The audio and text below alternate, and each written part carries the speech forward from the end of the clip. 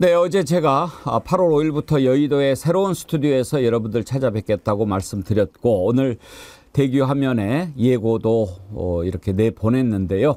착한 악마님께서 어제 제가 소개한 말씀을 듣고 또 이렇게 축하 영상도 만들어서 보내주셨습니다. 진심으로 감사합니다. 이렇게 멋진 솜씨 마음껏 발휘해 주시기 바랍니다. 이경희님께서 새 스튜디오 우리 집 마련한 것 같이 매우 기쁘고 뿌듯하고 좋네요. 감사합니다.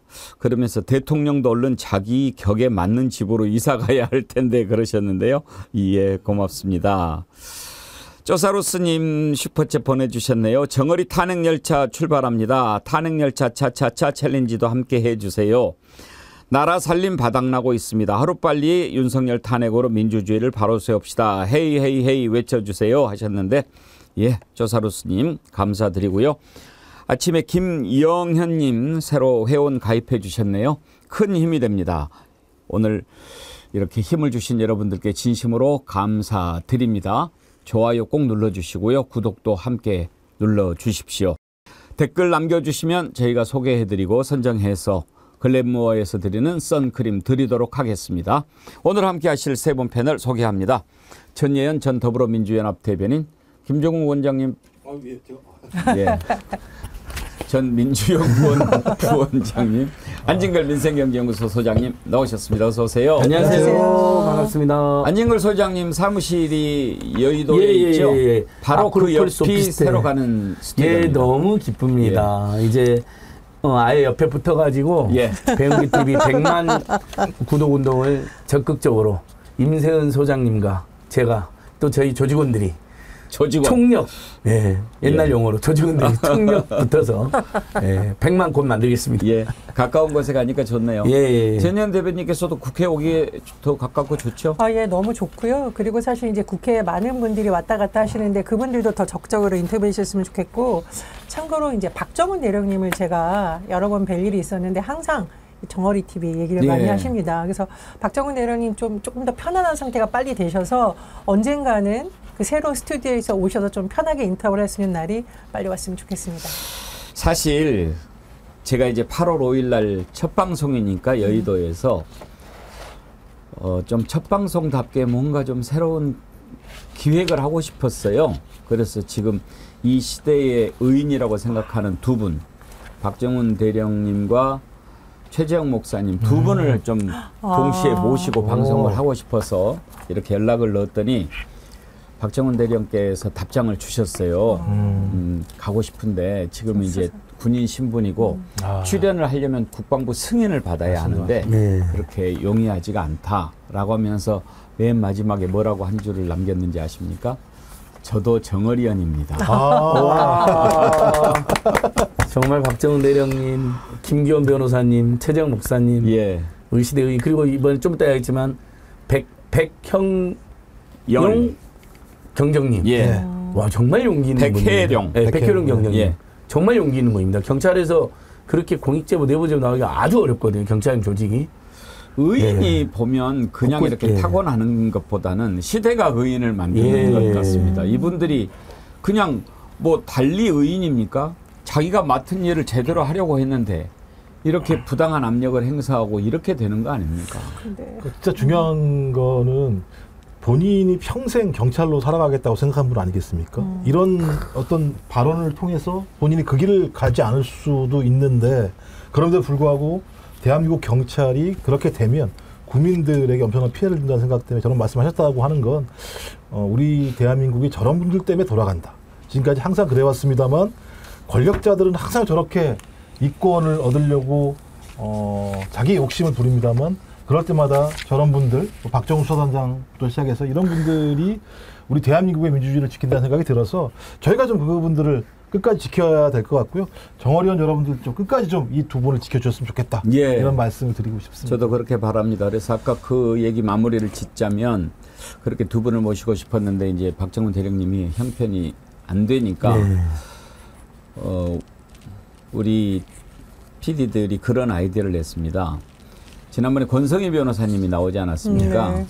아크로폴리스에서 책을 주었던 그 책을 주신 분과 주었던 분이 만나보면 어떨까. 그래서 8월 5일 날 첫 방송에 두 분을 모시기로 했습니다.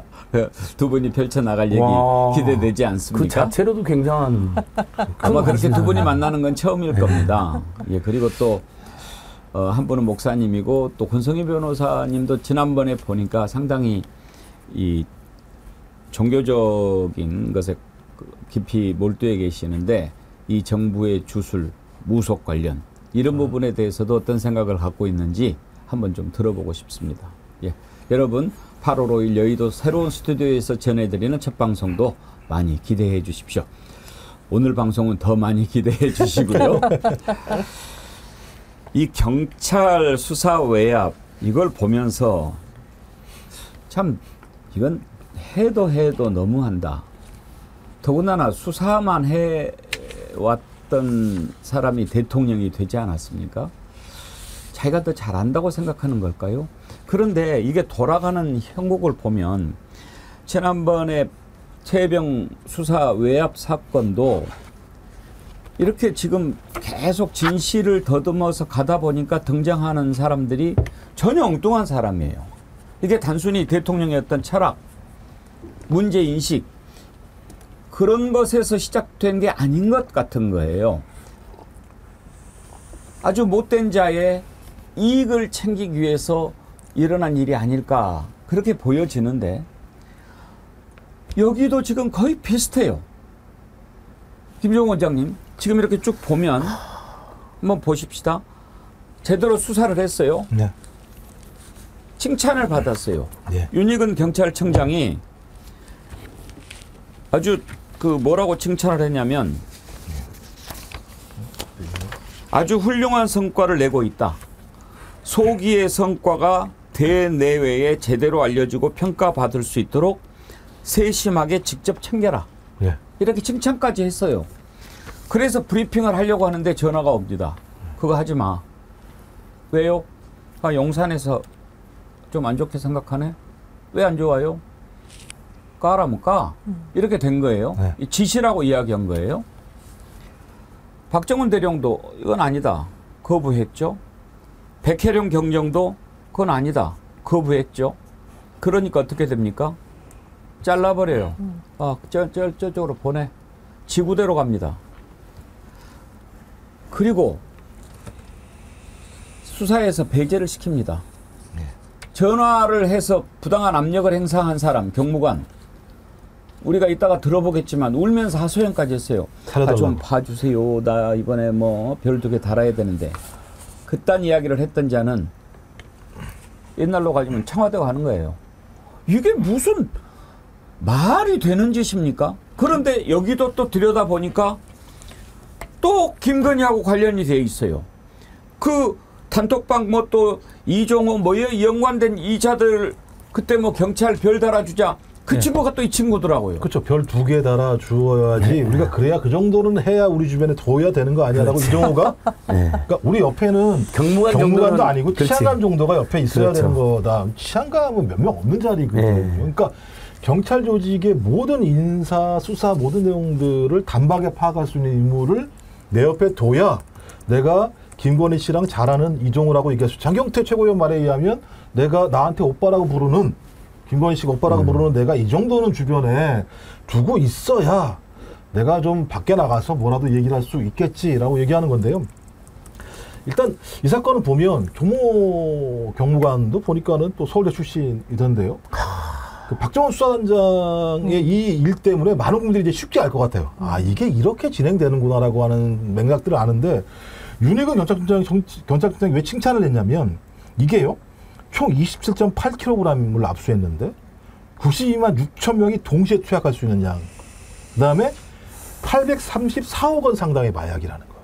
그럼 이게 들어와서 일반임이 됐으면 우리나라 국민 중에 92만 명, 뭐 횟수겠죠. 92만 6천 명이 동시에 투약하는 사태가 벌어지겠죠. 그리고 이 이권 카르텔 내에 들어간 사람은 834억 원의 이익을 얻겠죠. 그러니 야, 이 대단한 사건을 했구나. 근데 거의 영화 같지 않습니까? 만약 밀반임을 했던 사람이 모르고 들어와가지고 검색대다 딱 올려놓으니까는 세관이 야, 일로 와. 너 거기다 왜 올려놔? 이러면서 끌고 가서 조용히 와. 이렇게 했다는 거 아니에요. 이게 발견된 거잖아요. 그러니까 영화에서나 볼 법한 짓거리들이 실제로 이루어졌고 그걸 수사한 영등포 수사팀장이 강서. 예, 강서. 강서. 옛날 파출소 소장으로. 강서경찰서 화곡지부대. 지부대. 거기서 과처를 당하는 일이 벌어지는 과정에서 그냥 일반적인 것 줄 알았더니 갑자기 영등포 경찰서장이 용산이 여기에 대해서 잘 알고 있고 관심이 많다 라고까지 얘기했다는 거니까 이 사건의 가장 정점에는 용산이 있다라고 밖에 볼 수 없는데 용산이 여기 왜 있을까라고 따져봤더니 아 이정호라는 사람이 조 경무관과 관계가 있었네.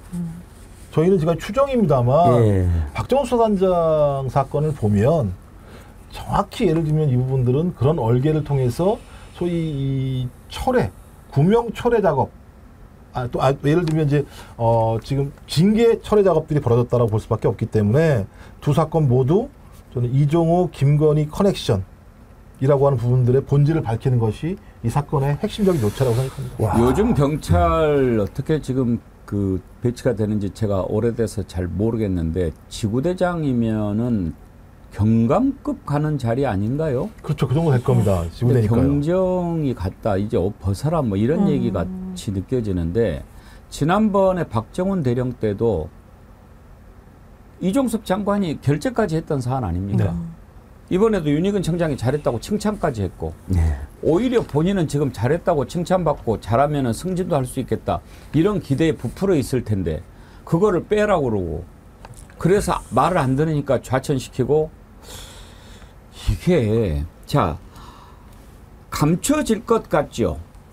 그렇게 해서 부당한 압력 행사하고 못된 짓 시켜놓고 그거 말 잘 들으면 호주 대사 보내주고 그러면 다 잘 될 것 같죠. 그리고 그렇게 해서 징계까지 받은 사람 대통령실로 딱 불러서 걱정 마. 우리 말만 들으면 너는 앞날이 편해. 이렇게 얘기하면 다 될 것 같죠. 천만의 말씀입니다. 정의는 반드시 살아있음을 보여주고 진실은 송곳과 같아서 반드시 드러납니다. 어제 서울경찰청장 후보자 청문회가 있었는데 거기에 백혜룡 경정이 나와서 증언을 했습니다. 그 증언부터 한번 들어보시죠. 경찰서장께서 밤 9시에 그 전화를 주시고 심각한 어투로 이렇게 말씀을 하셨는데요.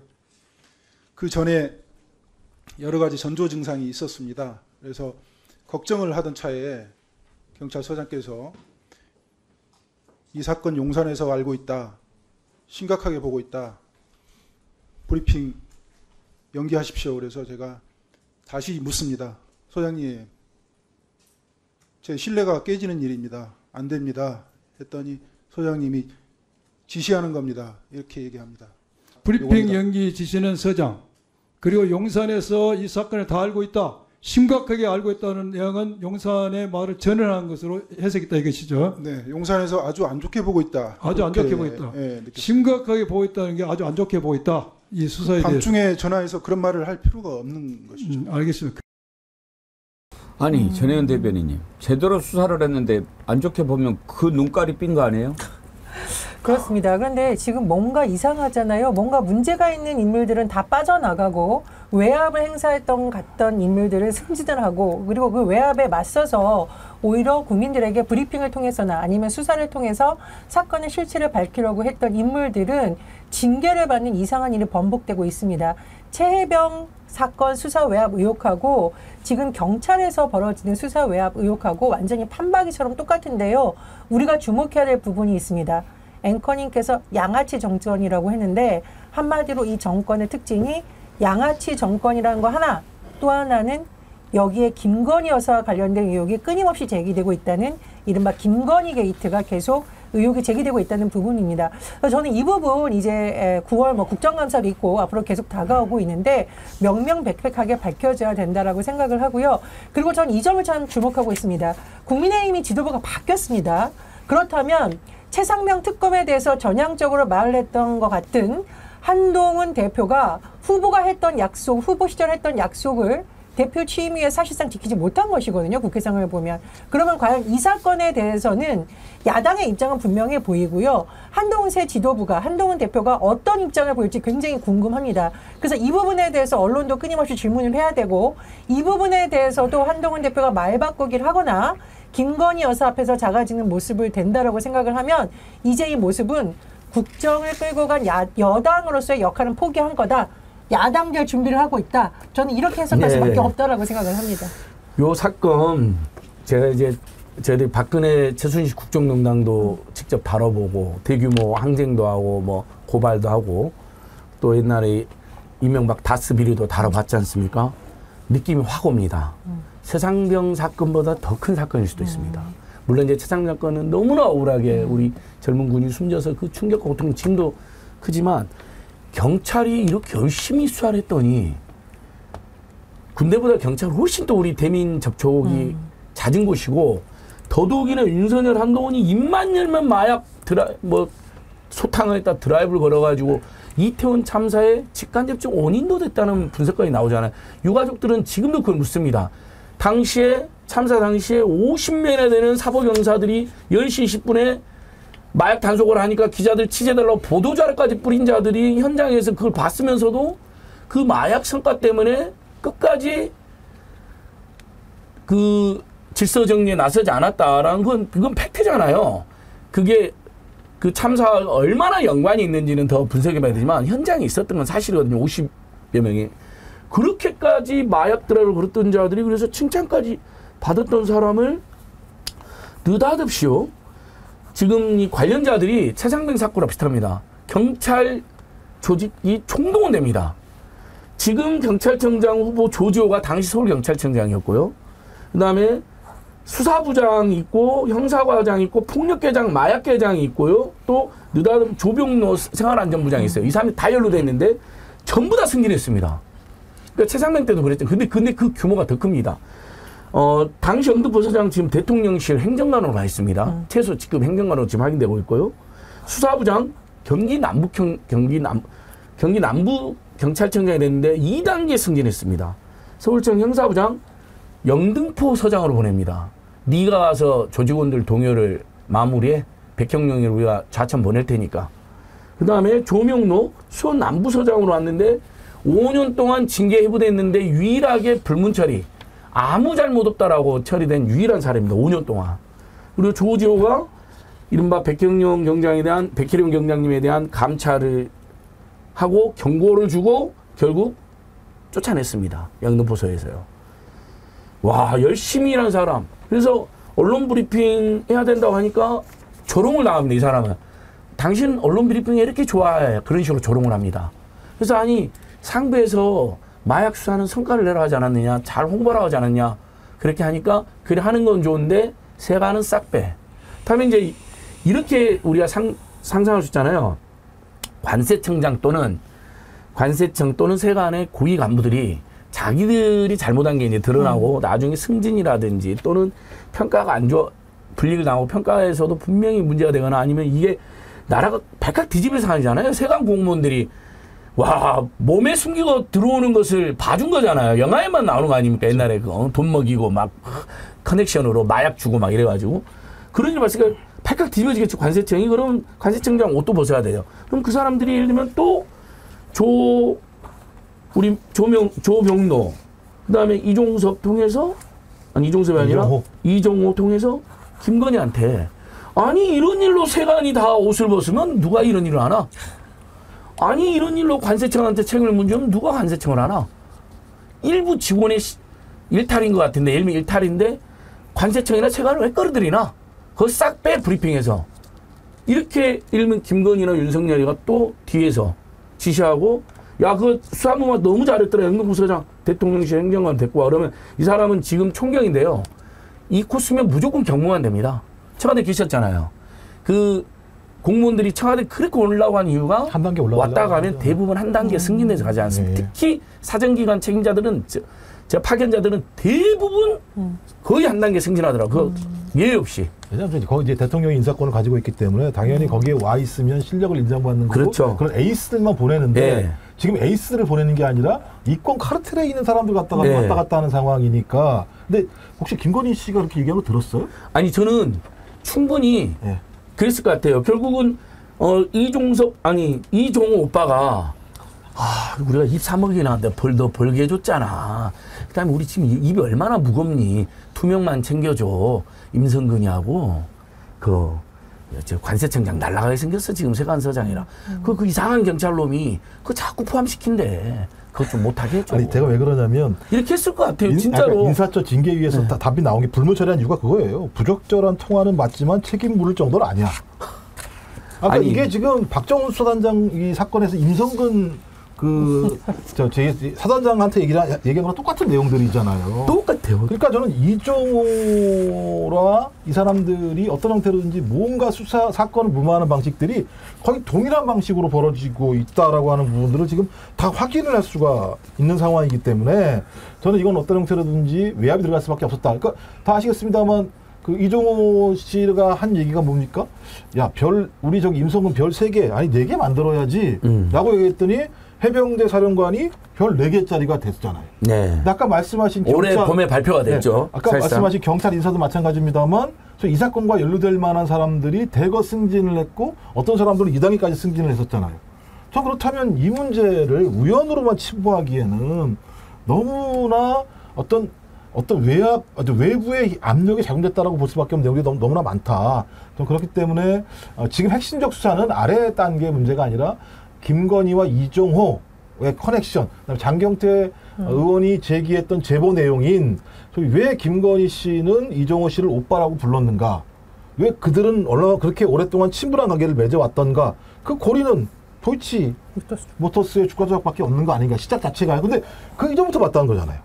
도이치 모터스 주가 조작 사건 이전부터 맞다는 거 아니에요? 네. 결혼 전에도 만났고 결혼도 자기가 시켜줬다잖아요. 그래서 저는 도이치 모터스 주가 조작 의혹 팀, 경제 공동체 이렇게 지금 제가 볼 때 규정할 수밖에 없는 상황으로 가고 있다는 생각이 들어요.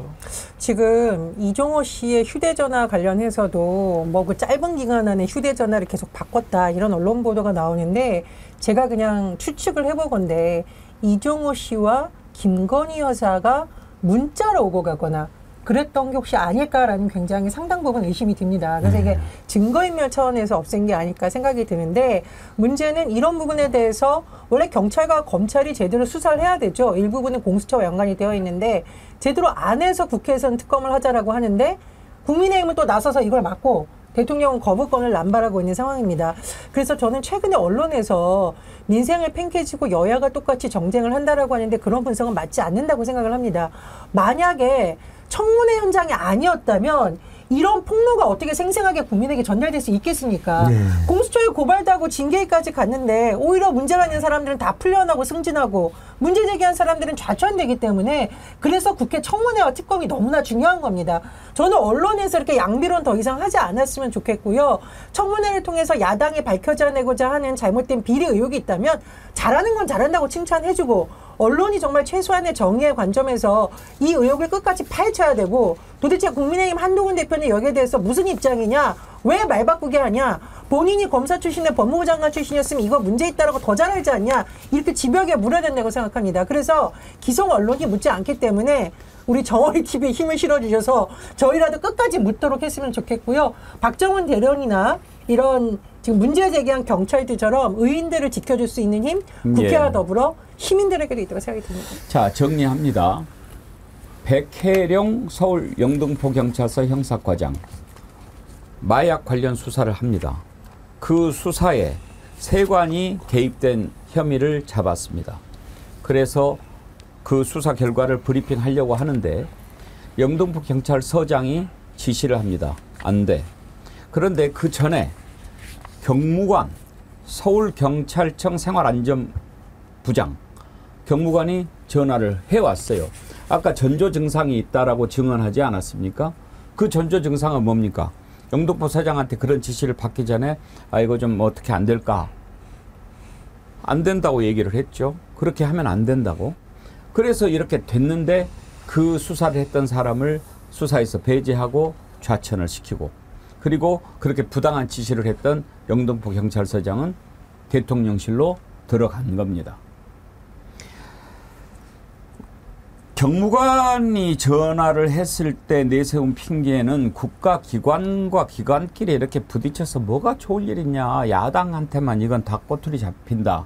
이렇게 얘기를 했지만 저는 그건 100% 핑계라고 생각합니다.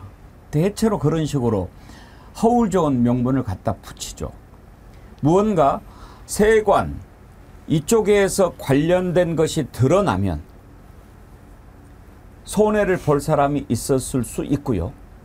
또 그쪽과 커넥션을 갖고 있는 이종호나 또 그 관련된 자들 있지 않습니까? 그 일당들이 보호해야 될 사람이 다칠 수 있기 때문에 구명운동을 했고 그 구명운동의 결과로 이런 일이 벌어졌을 수 있다. 우리는 이미 최혜병 수사 외압 사건을 보면서 체득을 했습니다. 그런 것들이 이제 또 하나하나 드러나겠지요.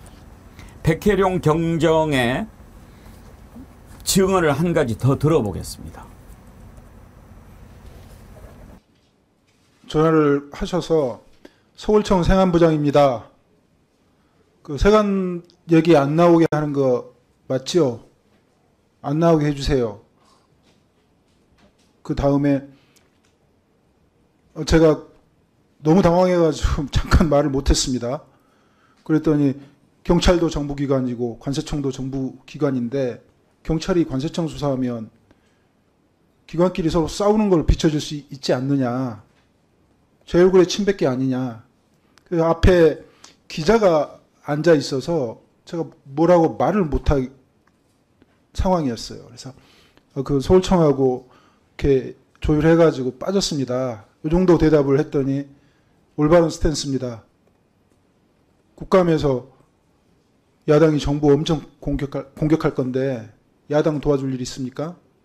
아주 올바른 스탠스예요. 잘하고 계십니다. 이렇게 하고 끄는 게 전부이고요.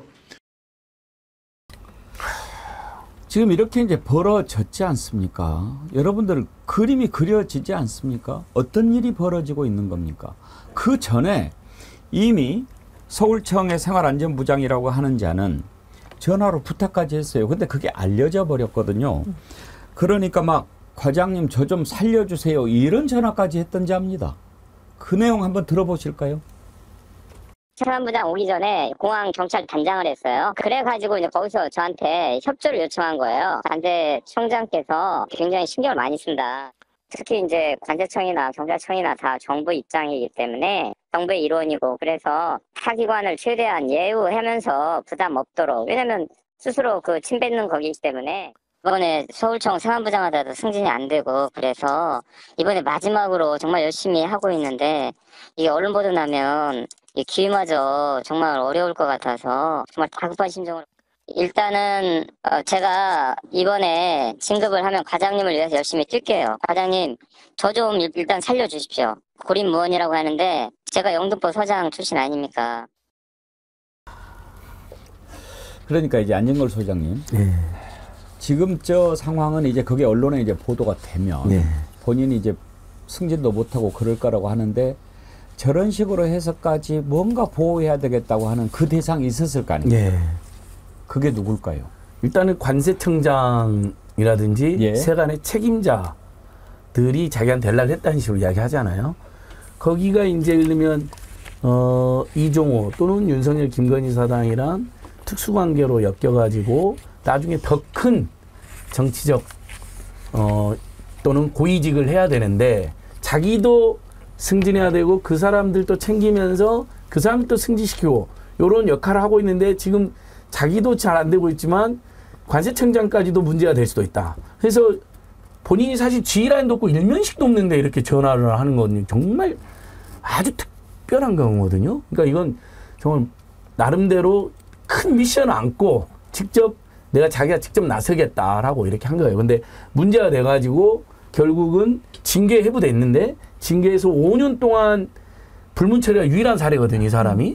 그러면 이 사람이 나설 때에도 배우가 있었을 것이고 이 사람이 그를 걸려다고 야 우리 이래서 일하다가 이 사람 지금 탈이 났고 징계가 됐으니까 이 사람 징계도 무마시켜주지 않으니까 수사무마와 징계무마가 동시에 드러난 사건입니다. 그래서 제가 아까 좀 말을 길게 해드렸던 게 최상병 사건보다 더 심각한 또는 그 못지않은 굉장한 근데 저는 이거 아주 앞으로 어마어마한 권력형 게이트로 피할 것 같아요. 그러니까 제가 봐도요. 그러니까 세관에 있는 직원이 밀반 입에 개입했다는 거잖아요. 예. 이 수사를 하는데 공항경찰단장을 옛날에 했기 때문에 그쪽 사람들이 나한테 도움을 요청했다는 거잖아요. 예. 그럼 제가 볼 때 그러면 세관, 공항경찰단장, 서울생안부장 이 사건마다 공모를 해서 축소를 하거나 외부에 밝히지 않으려고 했다는 거잖아요. 그러면 누구를 지키기 위해서 이렇게 하는 거지? 라고 하는 근본적인 의문이 들 수밖에 없는 거죠. 그러면 아니 예를 들면 뭐 관세청장을 지키기 위해서야? 근데 관세청장을 지키기 위해서 말도 안 되게 저희 이 경찰청장이 잘했다고 얘기한 내용까지도 엎어야 될 사안이야?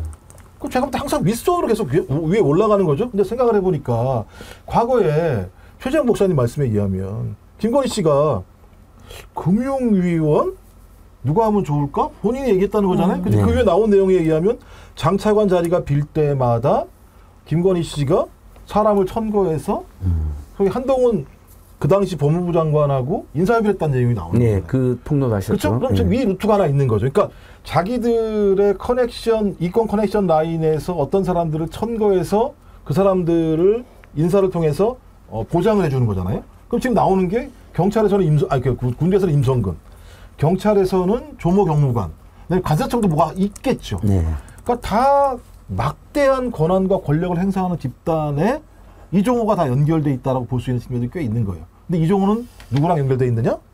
김건희 씨랑 연결돼 있다라고 볼 수밖에 없기 때문에 저는 이 사건을 말씀하신 것처럼 게이트가 이 군대에만 있는 게 아니고요. 군대 게이트, 경찰 게이트, 관세청 게이트, 금융위원 게이트까지 다 2년 동안 계속 벌어져 왔다라고 저희가 추정해 볼 수 있는 거죠, 충분히. 이게 무슨 카르텔인 거죠, 그러니까. 이거 완전히 카르텔이라고도 의심이 되는 부분이 있는데요. 경찰과 인사혁신처는 행안부 산하입니다. 그래서 행안부 장관에게 중요한 일이 보고가 들어갈 수밖에 없는데 이상민 행안부 장관이 법조인 출신인데 과연 이 사안에 대해서 모르고 그냥 넘겼을까? 분명히 문제가 있다고 생각했을 겁니다. 그런데도 이제까지 이렇게 질질 끄면서 문제가 있는 사람들은 징계를 피해가고 오히려 문제 제기를 했던 경찰은 좌천되고 이런 일이 벌어져 있다는 것은 장관과 이런 사람들까지 실제로 뭔가 외압을 할 수 있는 행사할 수 있는 인물이 관여된 게 아니라는 의심이 제기될 수밖에 없고요. 그래서 여러 가지 정황을 봤을 때 지금 이게 김건희 여사에게까지 연루되는 것이 아니냐 그런 문제 제기가 계속되는 것으로 보입니다. 그래서 지금 곳곳에서 김건희 게이트라는 말이 나오고 있는데요.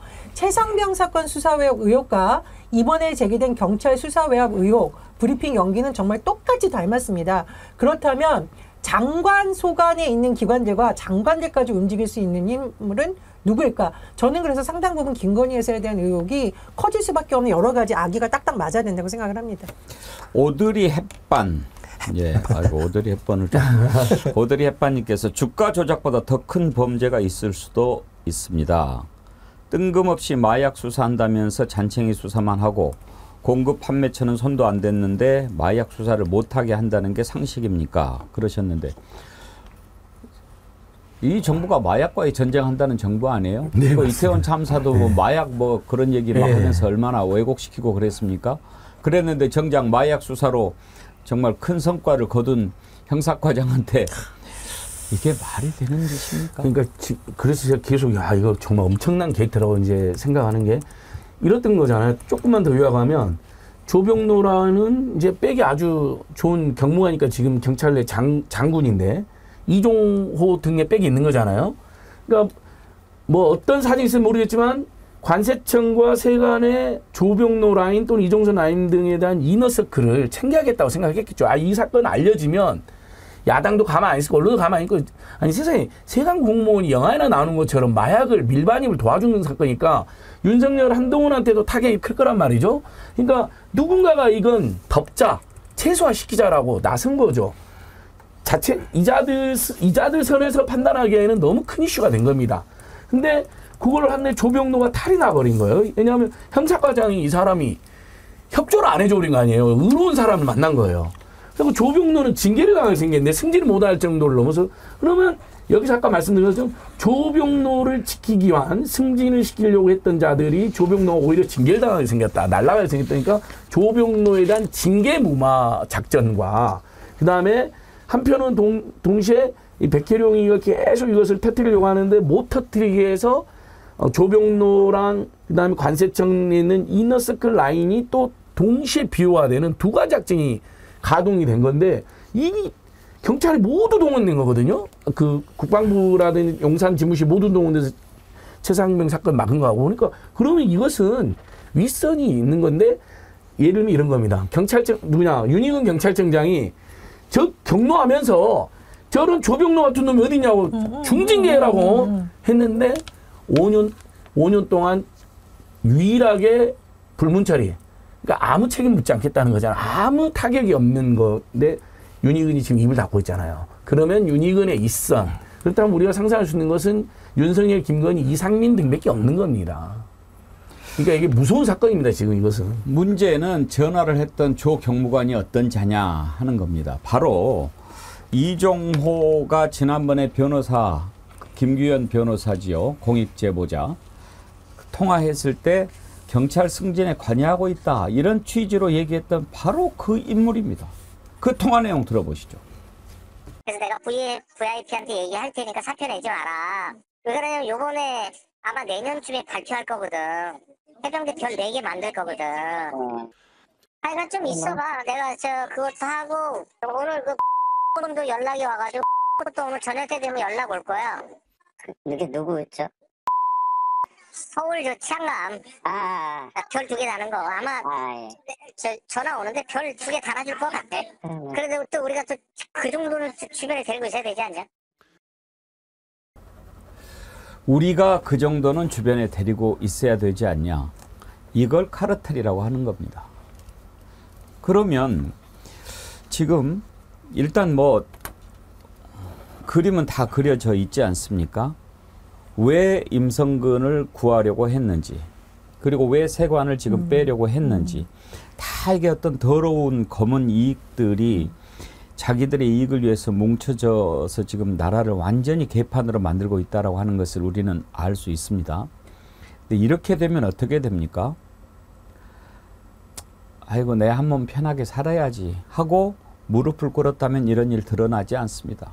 박정훈 대령도 없고 백혜령 경정도 없습니다. 근데 그렇게 되면 이제 나라는 썩어버리고 무너지고 완전히 사라져 버리는 겁니다. 아닌 것을 아니라고 얘기하고 옳은 것을 옳다고 얘기하는 사람이 없으면 그 나라는 지탱할 수 없습니다. 이제 그런 사람들이 하나둘 나오는 상황입니다. 그래서 진실이 드러나고 있는 것이죠. 도대체 이 자들이 노리는 것이 뭡니까? 왜 무엇을 노리고 이렇게 하는 것입니까? 저는 지금 인사도 보면은요. 서울경찰청장 발탁된 지 얼마 만에 이제 경찰청장 후보자가 되는 겁니다. 그 기간이 얼마나 짧습니까? 검찰총장은 어떻습니까? 아직 발표되지 않았지만 이번에 완전히 출장 수사, 황제 수사했던 그 서울중앙지검장. 이 사람 되겠죠?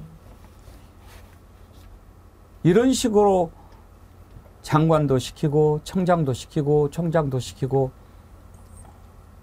그렇게 하라고 인사권 주는 겁니까? 국민은 안 보입니까? 내 이익만 지키면 됩니까? 이거는요, 권력을 가지고 나라를 완전히 망하게 만들고 있는 것입니다. 이런 것을 두고 보면 우리도 죄 짓는 겁니다. 김대중 대통령께서 말씀하셨습니다. 행동하지 않는 양심은 악의 편이라고요. 우리가 악에 설 거냐, 선에 설 거냐. 거짓은 반드시 드러나지요. 이렇게 전화해가지고 살려달라고 부탁했던 사람이 바로 경찰청장 후보자 청문회장에서 만났습니다. 두 사람 얘기 한번 들어보시죠. 어떤 것이 과장되어 있습니까? 그러면 제가 서울청하고 협의를 완료한 것하고 그리고 언급을 하지 않을 계획이다. 그리고 기자가 물어보면 언급할 수밖에 없다라고 하는 사실을 제가 어떻게 알겠습니까? 그 부분에 대해서 저는 분명히 좋습니다. 네. 그 이야기는 지금 영등포서 그 수사과장 아니 형사과장도 그 발언에 대해서는 동의하고 있습니다. 아닙니다. 동의하시는 거 뒤에서 일어나 보세요. 네, 지금 방금 이야기하는 것은 지금 동의하고 계시잖아요. 그 이후에 아니 기자 예. 당황하셨어요? 뭐 이렇게 되면. 저는 그 영화 나쁜 놈들 전성시대 생각나십니까? 거기서 그 최민식 씨가 비리세관원으로 나와요. 그리고 마약 밀수 조직 이런 게 나오죠. 어떻게 살아남느냐.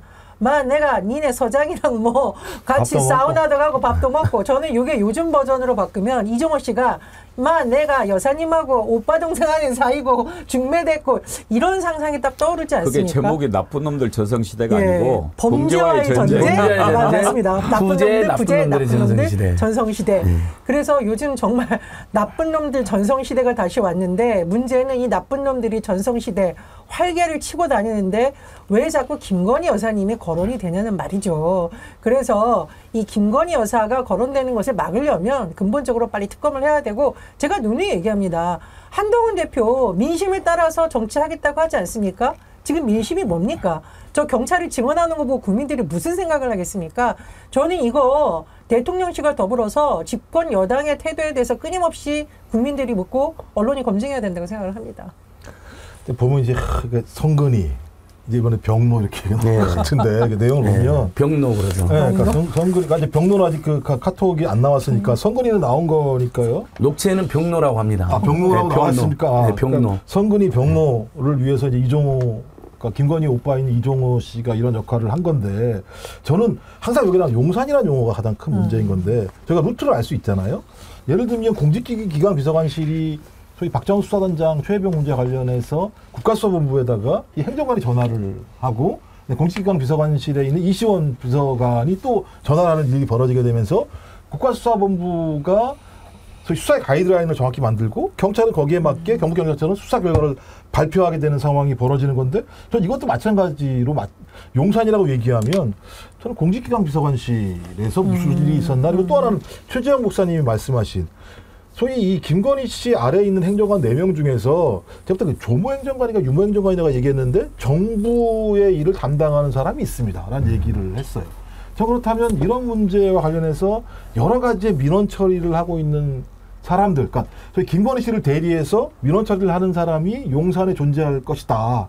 저 그러니까 그 용산에 존재하는 사람이 전화를 해서 얘기를 했으니까 경찰 라인으로, 제가 국가수사본부 라인이든 소위 지금 윤희근 청장 같은 경우 잘 모르는 척하고 있으니까 서울청으로 갔건 상관없이 전 이 라인들을 빨리 수사를 하려면 여기 뭐죠? 그 핸드폰 빨리 압수수색을 해가지고 누구랑 수사했는지를 확인을 빨리 해야 되는데 또 이것도 제가 볼 때 지금은 특검이 아니고서는 그러니까 그 영등포 서장 수사 예약했던 영등포 서장 용산이 아주 심각하게 생각한다 말한 거잖아요. 그 말이 그거잖아요.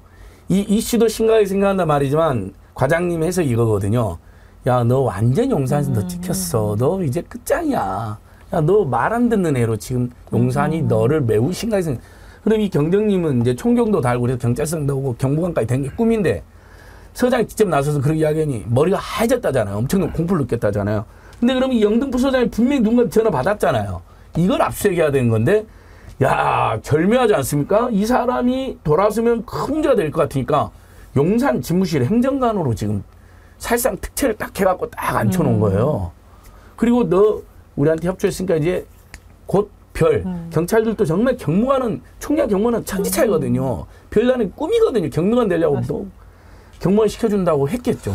문제는 수사를 할 수가 없게 나버린 거예요. 이런 것들을 언론이 제대로 다루지 않는다는 겁니다. 그렇죠. 국민들이 알 수가 없어요. 내일은 벼락부자님, 언론인들, 방송사분들 제발 나라가 망하지 않길 바란다면 기사 좀 많이 내주세요. 전 국민이 알아야 이런 범죄를 멈추지 않겠습니까? 나라를 생각해 주십사 간절히 부탁드립니다.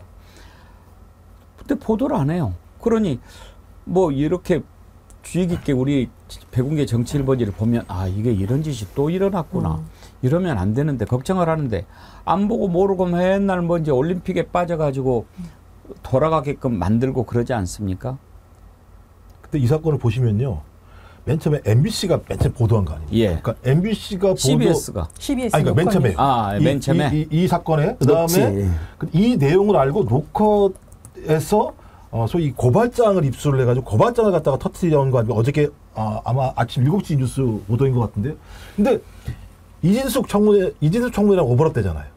만약에 이진숙이라는 사람을 앉혀가지고 MBC 사장을 바꿔버리면 이 사건의 시발조차도 알 수 없는 상황이 그나마도. 돼버리게 예. 되는 거지 않습니까? 그러니까 이거는 진짜 용산이 바라는 방식의 세상이 도래하는 거지요. 그러니까 눈에 까시니까. 그렇죠.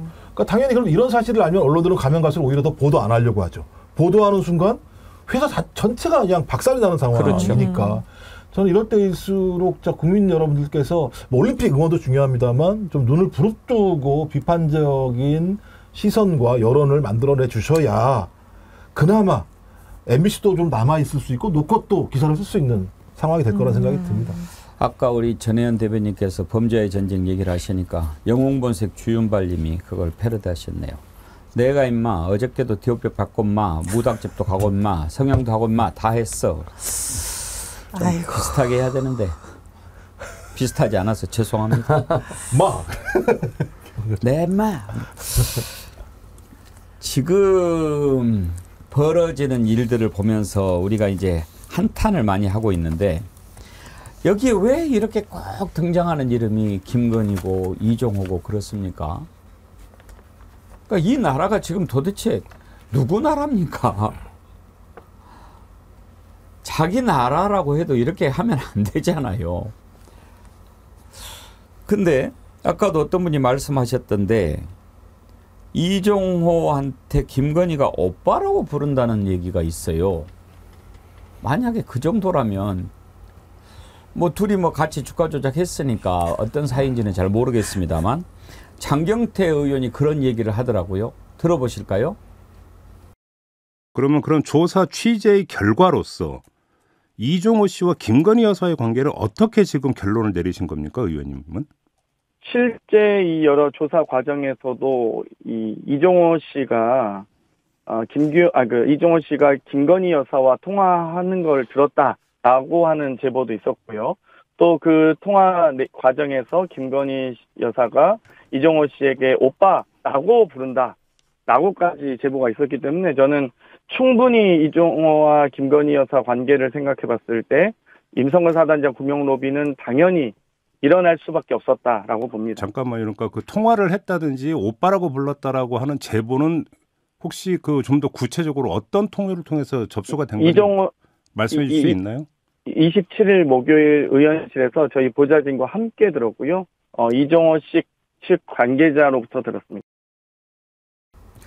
오빠라고 부른다. 혹시 안진걸 소장님은 들은 정보 없으십니까? 뭐 그 김기현 변호사님 공익 제보자잖아요. 예. 확인이 됐으니까 뭐 그분한테 직접 들은 건 아닌데 아무튼 이 사건을 잘 아는 분들이 있는데 이종호가 진짜 통화를 했다. 술자리에서 자기 그런 거 자랑도 하고 막 그런 거 있잖아요. 야 내가 야산이와 직접 통화하는 사이야. 뭐 전화번호 저한테도 있기 때문에 사실 제 전화번호 안 받으시던데 그러면서 거기서 굉장히 친밀감을 드러냈다. 이런 지금 저도 전언은 들은 적은 있습니다. 근데 아마 좀 더 나올 겁니다. 제가 누누이 말씀드리지만 권오수가 주가 조작의 핵심인데 이번에 또 새로운 주가 조작, BW를 악용한 새로운 주가 조작이 특종이 나왔지 않습니까? 한국일보에서. 한국은 굉장히 상당히 중립적이고 중도적인 매체인데 거기서 사실관계를 꼼꼼히 확인했겠죠. 근데 권오수 아들을 대통령 취임식에 윤기중 아버님 바로 뒤에 앉혀놓은 자들이거든요. 그래서 이종호가 결혼 전부터 알았어. 김건희도 내가 만났어. 권오수랑 같이 만났어. 김건희 녹취록에는 조나분 가족 같은 사이야. 권오수 회장하고는 우리가 엄청 친하지. 오래됐어. 20년인가 됐어. 뭐 이런 식으로 말하는 게 나오니까 이종호와 김건희는 아주 특수관계다라고 보는 것은 분명한 사실일 거라고 봅니다. 그러니까 제가 볼 때 장경태 의원 제보가 사실이라면 저는 왜냐하면 이제 그 박은정 의원이 청문회 때 공개한 김건희 씨 음성 있지 않습니까? 삼부회장님과 되게 오랫동안 가족같이 친하게 지냈고 저기 우리 그런 가족 사이고 가족 사이일 때 오빠라고 그러잖아요. 대부분 다. 전 그러면 권오수 그다음에 이종호, 김건희 이 라인들은 오랜 기간 동안 가족과 같은 관계를 통해서 소위 주가 조작 의혹 팀이 됐고 경제 공동체가 됐고 그래서 이 과정에서 소위 도이치모터스 1차 주가 조작, 2차 주가 조작 말씀하신 것처럼 산업은행과 BW를 통해서 60억을 번 것 그다음에 네 번째로는 그 유명한 3부를 통해서 5배의 주가가 폭등한 사실들. 그러면 2010년부터 지금 2023년도까지 끊임없이 이 사람들은 팀을 유지하면서 가족처럼 이권을 통해서 많은 돈들을 벌어왔죠. 그러니 당연히 저 같은 오빠라고 얘기할 만하죠. 예. 그렇게 많은 돈을 벌어다 주는데. 그 김건희가 무슨 능력이 있고 경력이 있다고 도이치몬터스 이사를 시켜줍니까 갑자기. 그러니까 그냥 저희가 생각하는 거나 상상하는 것 이상으로 특수관계다. 완전히 범죄와 특권과 이권의 아주 오랫동안 패밀리 정말 나쁜 놈들의 전성시대로 살아왔다고 보고 근데 거기다 권력까지 잡아버렸으니 더 대놓고 하다가 걸린 거 아닌가 이렇게. 예, 오빠. 이혜숙님께서요. 백혜룡 경장님 힘내십시오. 진실은 밝혀집니다. 이렇게 글을 보내주셨는데 이렇게 힘 주시는 건 감사한데 이제 사실 경찰 계급 잘 모르시는 분들이 많죠. 네, 헷갈리죠. 경장하고 경정하고는 차이가 많이 납니다. 예, 경정입니다. 경정은 무궁화 세계고요. 경장은 잎사귀 세계. 예, 그렇습니다. 그러니까. 예. 경정은 하나만 더 달면 경찰서장이 되십니다. 순경 위에가 경장이죠. 그다음에 경위, 경감, 경정. 예. 그다음에 총경, 경무관. 경찰 계급 좀 쉽지 않죠. 근데 경찰 계급보다 더 어려운 게 소방관 계급입니다. 우리가 잘 모르죠. 이제 군인은 보내는 사람들이 많기 때문에. 그렇죠. 그런데도 지난번에 어떤 사람 군대 안 갔다 와가지고 이야기하는데 이병이 일병보다 더 높은 줄 알고 주모 씨 말씀하시는 주모 씨가 그랬던가요? 예. 윤석열 주진우 저는 실망 까겠습니다. 군대를 안 갔다 온 자들이 야, 그 너무 웃기네 그렇죠? 네. 군대 안 갔다 와도 일병 그건 아닐 건데 3병 4병 저기 군대 갔다 온 친구가 없나 봐요. 네. 그 정도니까 예를 들어 그걸 모르지 뭐. 아니 뭐 유상범 의원님은 뭐 골프 3부라고도 주장하시는데 뭐. 그러니까 정말 삼부토건이 큰 개털한 느낌이 거기서 들더라고요.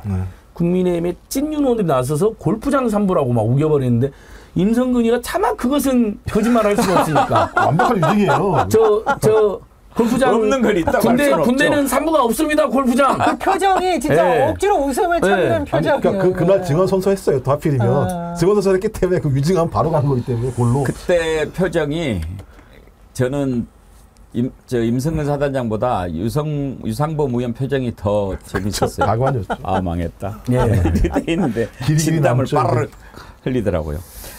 그런데 그 청문회기가 나왔으니까요. 국민의힘에서 이번에 청문회 참석했던 최재형 목사님하고 김규현 변호사를 허위 사실을 적시했다라고 고발을 했다고 그래요. 그리고 뭐 또 위증이라고 고발을 했다고 그러는데 뭐를 위증했다는 거죠? 명예훼손 됐다는. 이게 말이 안 나오네. 지금 예를 들면 본인들은 사실을 다 밝히는 과정인데 자기들은 아니라고 얘기를 하고. 전 그래서 장경태 의원을 좀 고소고발했으면 좋겠어요. 맨날 왜 좀 거짓말이라고 하니까 장경태 의원이 스스로 얘기했잖아요. 저를 고소고발해 주십시오. 그러니까 고소고발을 해야 그 사건에 대해서 수사가 벌어지는 상황이기 때문에 저는 뭐 자기들이 얘기하는 고소고발전이라고 얘기하는 건 저희 범죄 프레임을 씌우려고 하는 것 같아요. 그리고 자기 지지층만들을 위한 내용들인 거지 국민들이 봤을 때는 누가 유증을 하고 있는지는 뭐 뻔한 내용들을 다 알고 있기 때문에 항상 이놈의 정부는 자기들의 핵심적인 20%의 지지층만을 위한 내용들을 주로 말을 하기 때문에요. 제가 볼 때 별로 쓸데없는 얘기다. 근데 저희 이제 유상범 의원도 검사 출신이잖아요. 뭐 서울대 법대 출신이고 권성동 의원도 검사 출신입니다. 이게 과연 명예훼손이 성립이 되는가에 대해서 본인들이 더 잘 알고 있는데 왜 자꾸 국민의힘은 이럴까? 김건희 여사님에 대한 충성심을 계속 입증을 하려고 하는 거죠. 그러다 보니 말도 안 되는 골프장 3부라는 얘기가 나오고 저는 그래서 더 의심스러운 겁니다. 검사 출신 의원들이 이게 얼마나 심각한 범죄 혐의라는 것을 알 텐데 왜 이렇게 무리하게 하느냐. 뭐 유상범 의원이나 권성동 의원이나 친윤으로 부르지 않습니까? 그래서 용상과 소통하면서 제가 보기엔 오히려 문제점을 더 잘 알고 있다. 그래서 오히려 더 무리하게 한다고 생각을 하고 최재형 목사님이나 김규현 변호사에 대한 법적 조치는 공무원들에 대한 일종의 저는 협박이라고 해석을 해요. 앞으로 관련 공무원들 와서 진술을 하거나 국정감사 기간에 또 여러 가지 증언을 해야만 되는 상황인데 그런데 대비해서 너네도 고소고발 될 수 있다라는 아주 나쁜 신호를 보내는 그런 상황이 그러니까 직권이 있어야 남용이 있고요. 명예가 있어야 훼손이 있는 거예요. 명예도 없는 존재는 최재형 목사님이나 김기현 변호사가 위증하고 뭐 허위사실을 적시하고 명예훼손을 했고 이렇다고 생각해서 저는 고소 고발했다고 생각하지 않습니다. 분명히 윤석열이 그런 얘기를 했어요. 훈련된 사람들이 어찌 됐든 간에 이렇게 수사를 해가지고 기소에 붙이면 그 인생은 끝장나게 돼 있다. 에? 그거를 노리는 거예요. 그러니까 뭐 그냥 이것저것 갖다가 한번 그 얘기하는 거 보십시오. 위증 왜곡을 누가 했습니까? 그 좋게 말해서 왜곡이고 똥벌이지 이건 완전히 조작 아닙니까?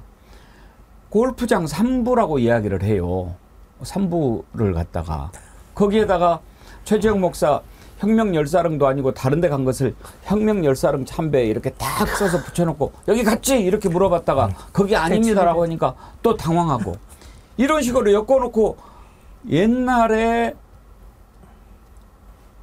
유신독재 때 그런 식으로 수사 많이 했죠. 고문을 하면서 했죠. 그건. 예. 고문하면서. 그러면서 아니라고 말하면 더 혼내고 한 번 국가 권력으로 그 부당하게 행사를 해서 그 인생을 짓밟아 버리면 그러니까 얼마 전에 우리가 참 정말 존경하던 김민기 선생이 세상을 떠났는데 우리가 제대로 추모할 시간을 못 가졌습니다만 그 뒷것이라고 하는 것을 보면서 제가 참 가슴이 아팠던 게 이분이 이제 서울대 미대를 들어갔어요. 회화과를 그림을 그리는. 근데 그림을 안 하고 음악을 했어요. 그런데 어느 순간 이후로 노래를 하지 않습니다. 노래를 버립니다. 음악하는 사람은 그런 얘기를 들었어요. 마치 애를 낳은 엄마가 젖이 터져 나오는 것처럼 계속해서 음악적 영감이 나오기 때문에 그냥 내가 하고 싶다고 해서 작곡을 하고 노래를 만드는 것이 아니라 그냥 터져 나오는 영감 때문에 노래를 만든다는 거예요. 왜 그런 것이 없겠습니까? 타고났는데. 어떻게 보면 우리나라에서 이분의 기록이 자기가 만든 노래로만 모든 앨범을 낸 최초의 대한민국 가수입니다. 그런 역사적인 의미가 있는 분인데 안 해버려요, 노래를. 왜? 노래를 해서 그렇게 많은 고초를 겪은 뒤로는 나는 이제 노래를 안 한다고 해버린 거 아닙니까? 결국은 그 독재 권력이 우리나라 문화예술에 정말 큰 꽃을 피울 수 있는 그런 사람을 잘라버린 거거든요. 지금 그렇게 하고 있지 않습니까? 맞습니다. 그러니까 저는 최재형 목사님 같은 경우는 신앙인이시기 때문에 자기가 소위 신앙 앞에서 진실되게 사실만을 얘기를 하고 그런 사실만을 이야기하는 이유는 소위 내가 살고 있는 이 땅이 부정의한 상황으로 국민들이 고통받지 않게 하기 위해서 언더커버라고 하는 다양한 방식을 통해서 진실을 알리려고 노력하신 분이잖아요. 그리고 본인 스스로가 그런 행위를 하면 법적으로 처벌받을 것을 알고 있음에도 불구하고 내가 청탁했다라고까지 말씀하시면서 소위 윤석열 또는 윤석열 정부 또는 김건희 씨의 통치하에서는 우리 국민들이 절대 행복할 수 없고 온갖 부정부패가 난무하고 국정이 농간될 거라는 걸 알기 때문에 그런 어떤 의로운 행위를 한 건데 그 의로운 행위를 한 사람한테 국민의힘 국회의원들이 목사 맞냐고 예를 들어 공격을 해버리는 이런 사태들. 그러니까 존재 자체를 갖다가 부정을 하고 또 앵커님 말씀하신 것처럼 소위 명예훼손이라는 문제로 검찰에다가 거의 고깃덩어리처럼 던져버리는 일들을 지금 벌이고 있는 거거든요. 그러니까 그 대선 전에 윤석열 검증보도한 언론인들 지금 된통당하고 있지 않습니까? 특별수사팀까지 꾸려가지고요. 사실 명예훼손은 검찰 수사도 안 될 텐데 수사권 조정됐는데 그 불법까지 감수하면서 검사 10몇 명으로 뭐 뉴스버스, 뉴스타파 엄청나게 괴롭히는데 똑같은 거죠. 이번에는 김건희 입장에서 가장 위협적인 사람이 최재형 목사하고 김기현 변호사잖아요. 그렇죠. 하필이면 일종의 다 언더커버로 녹취나 녹음이 되어 있는 거잖아요. 촬영이나. 그러니까 너무 열받겠죠. 저것들 좀 없애버려! 죽여버려! 그러면서 국힘에서 심기경으로 이제 딱 두 사람 야당 의원들은 고발 안 하잖아요. 그렇죠. 덜 위협적이라고 생각한 것 같아요. 가장 위협적이고 가장 우리를 위험에 빠뜨렸다고 생각한 게 최정 목사님하고 김기현 변호사니까 두 사람을 집중적으로 공격하더라고요. 그것도 주로 찐윤들이. 설마 이 발언으로 명예훼손을 걸지 않겠죠? 최정 목사님한테 조배수 의원이 계속 질문하니까 뭐라고 했냐면은 목사 양심으로 조금 더 거리낌이 없다. 만약에 예수님이 국민의힘을 바라보며 용산을 바라보며 이 독사의 자식들아 하고 질책하지 않으셨을까 생각한다. 설마 이걸 명예훼손을 거는 건 아니겠죠? 근데 저는 상당 부분 국민들이 이걸 보면서 그렇게 생각하지 않겠습니까? 네. 지금 최혜병 사망사건 수사 외압 의혹, 이번에 불거진 경찰의 수사 외압 의혹, 그리고 여러 가지 문제를 보면서 정말 기독교인이라면 누구나 예수님이 말하셨던 이 독사의 자식들아, 이 권력을 가지고 나쁜 놈들을 보호해주는 데서 이렇게 말한, 저는 정말 이번 청문회에서 딱 꽂히는 말은 바로 그 말이라고 생각이 들거든요. 최정 목사님께서 그러셨죠. 예수님이 자꾸 예수님을 믿는 목사로서 부끄럽지 않냐 그러니까 부끄럽지 않습니다. 지금 예수님이 국민의 의원들 보시면 야, 이 독사의 자식들이라고 성경에 나와 있는 규절을 인용하셨는데 아주 그냥 엄청나게 속이 시원하다는 반응이 많았습니다. 예. 독사의 자식들아, 그 일갈. 그런데 귀 있는 자는 들어라. 그러셨죠. 귀가 있을지 모르겠습니다.